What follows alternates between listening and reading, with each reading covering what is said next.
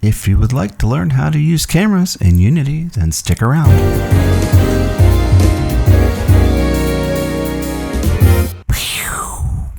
We start out with a simple platformer game, and you can notice when I move my character around, the camera does not follow. So my character can go off the screen horizontally, and he can fall off the map vertically, and the camera doesn't follow. The quickest way to get the camera to follow is to simply drag the main camera underneath the player and let it be a child object like this. And now when we move our character, we can see the camera follows it around.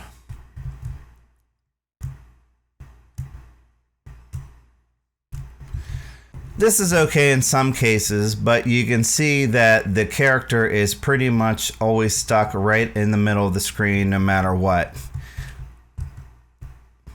So every little slight movement essentially moves our background around and all of our terrain, and our character just always is dead center in the middle of the screen.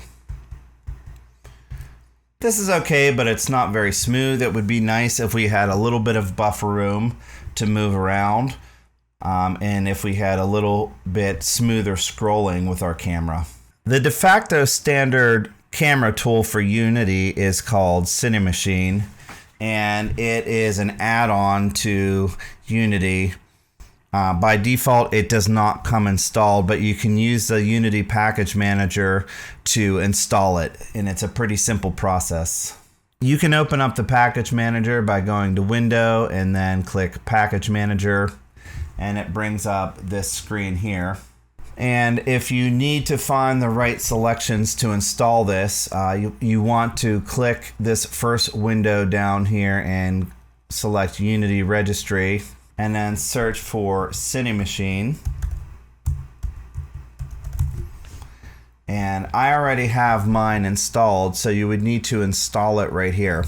Once that package is installed, you'll see a new option when you go to add something into the hierarchy. You'll see Cinemachine right here, and there's several kinds of cameras that we can install with Cinemachine. So we're going to go ahead and add a 2D camera. Several things happen when we add the camera.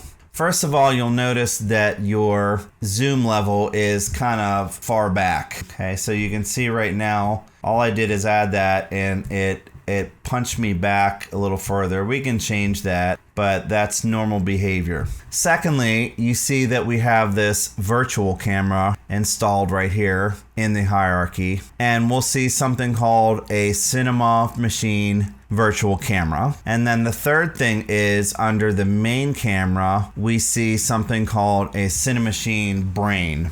So we'll see that the virtual camera is like an empty object in that it is not visible when we run our game. It does have a transform, so it'll have position, rotation, and scale.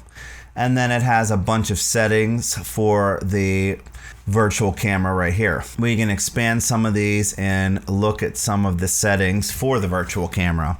And what this will do is it will apply these settings that we choose to our main camera that we have. I'm going to put it back out to the root in the hierarchy and take it out of being a subcomponent of player. So here I switched to 3D mode to take a look at this in 3D, and we can see our camera, main camera, is right here. Now it happens to be at -31. Normally it's at -10. So I'll put it back here. So I'll move our virtual camera around, and I'll put the virtual camera at -10, and we can go to the virtual camera, and we can see that no matter what we do to the virtual camera, the main camera follows it. So we can see if I make any changes to the virtual camera, like moving it up to maybe 5, we see that the main camera also moves up 5. So the main camera is just connected to this virtual camera. And you'll also notice that you cannot make changes to the main camera in here. You can try, but it just kind of always reverts back to what we put it as. we have to now make changes to this virtual camera because it now controls it. So if we move the virtual camera around, we see the real camera also move with it. So we can see it right behind there. So the virtual camera is this little red thing, and then the real camera is the white thing in there, the white camera. And then you can try to select the main camera, and of course it just doesn't let you. Okay, doesn't let you move it around. So we can run our game and see what this camera looks like. And we can see, first of all, it's zoomed back pretty far. So the first thing we can do is change this ortho size. You might want to try something around 5 or so. That might be a good value. All right, depending on your screen size. So that's similar. Maybe 3 is good. So the bigger you make this number, the farther back it zooms. So I'll keep mine at 4 for now. And we can see when we made that change to the virtual camera, we go to the main camera, we look at this size, and we see it's at 4 also. So you might ask, why do we have a virtual camera just following a main camera? So for a game that has only one camera, that would be a valid point. But we can have several virtual cameras in a game, and we can switch between those and get different views of our scene. And this is especially useful in 3D games. So going to the virtual camera, the most important and useful field is going to be under the Cinemachine virtual camera, and it's the follow field. And you just pick the object that you want to follow. So you can drag it in, like drag our player in, or you can simply choose it from the menu here with the dot, and you can choose what object you want. So I'll pick player. As soon as we do that, the camera will always follow the player. So now I can run this, and we can see that it follows the player around.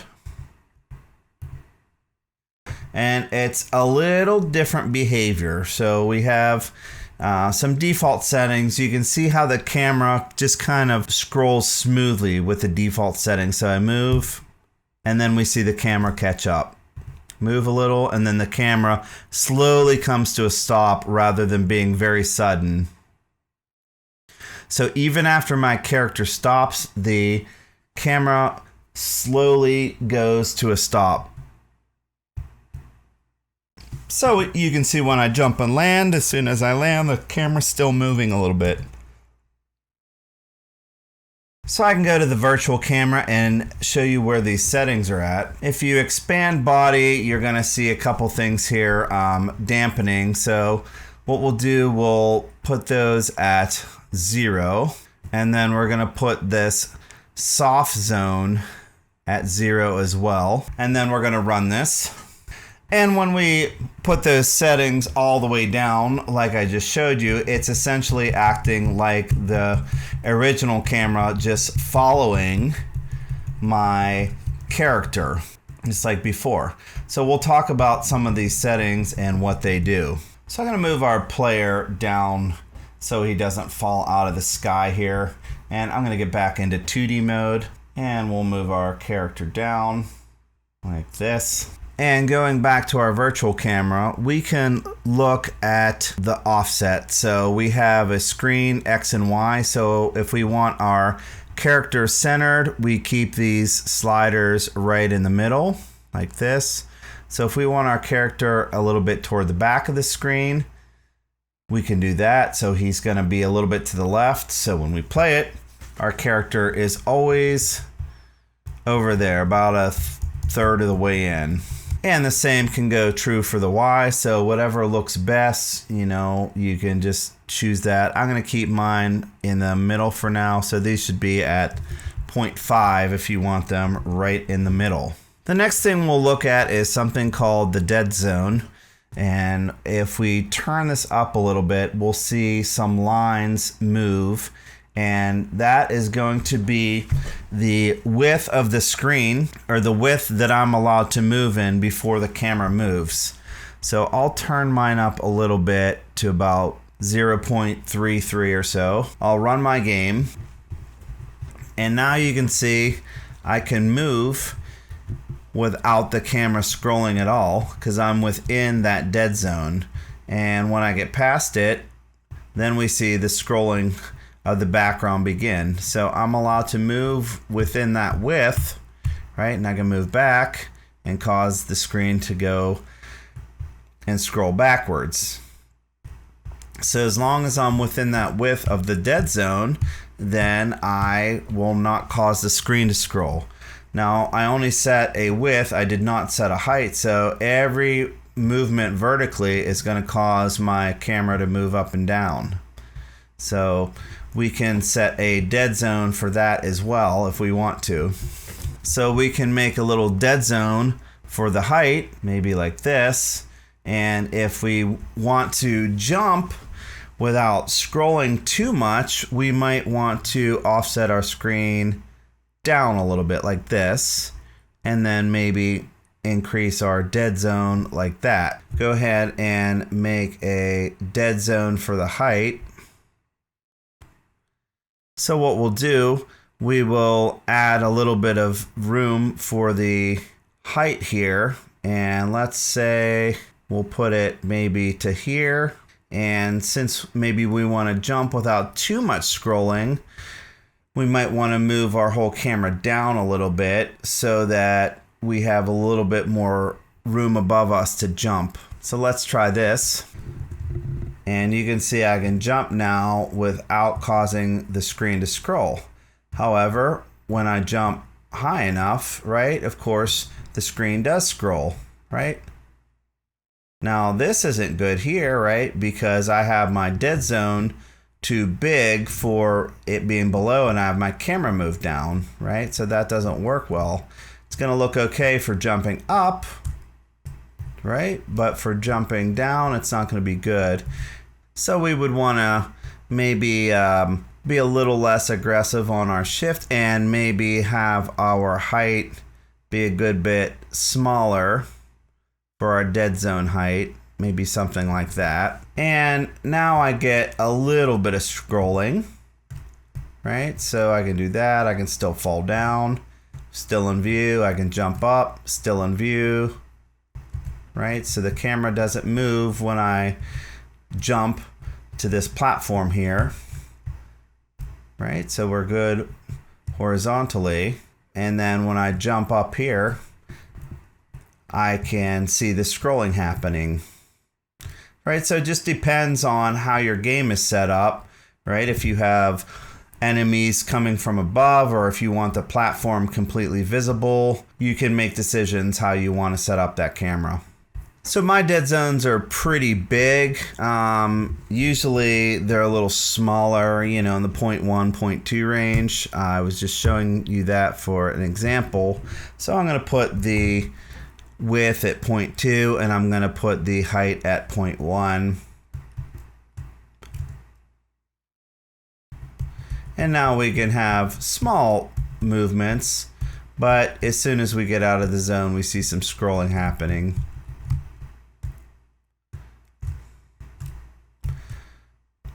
And you can also see that my camera immediately stops whenever I stop moving.